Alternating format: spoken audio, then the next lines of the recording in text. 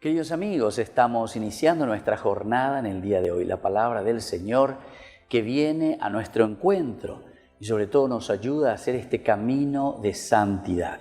Estamos leyendo de Hechos de los Apóstoles, capítulo 6, 8 al 15.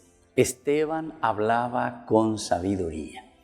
En aquellos días Esteban, lleno de gracia y poder, hacía grandes milagros y señales ante el pueblo. Algunos miembros de la sinagoga se pusieron a discutir con Esteban, pero no conseguían contrarrestar la sabiduría y espíritu con que hablaba. Amotinaron al pueblo, incluidos ancianos y letrados, y llegando sorpresivamente lo arrestaron y lo condujeron al consejo. Allí presentaron testigos falsos que declararon: este hombre no para de hablar contra nuestro lugar santo y contra la ley. Lo hemos oído afirmar que Jesús, el Nazareno, destruirá este lugar y cambiará las costumbres que nos dio Moisés.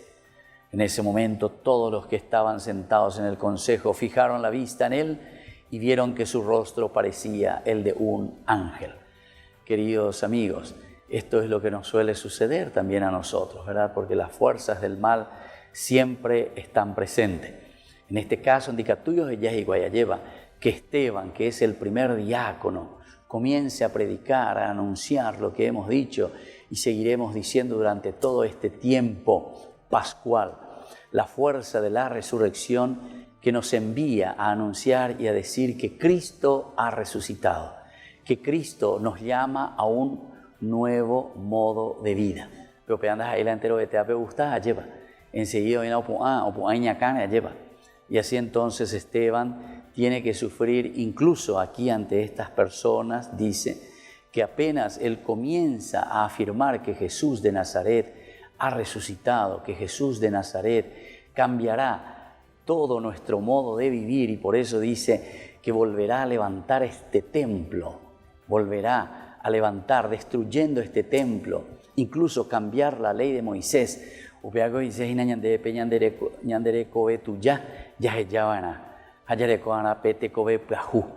es la vida del resucitado. Pero no todos nos aceptarán, y es por eso que después lo van a conducir a Esteban al martirio y a la muerte. Que la bendición del Señor hoy descienda sobre todos ustedes, el Padre, el Hijo y el Espíritu Santo. Amén.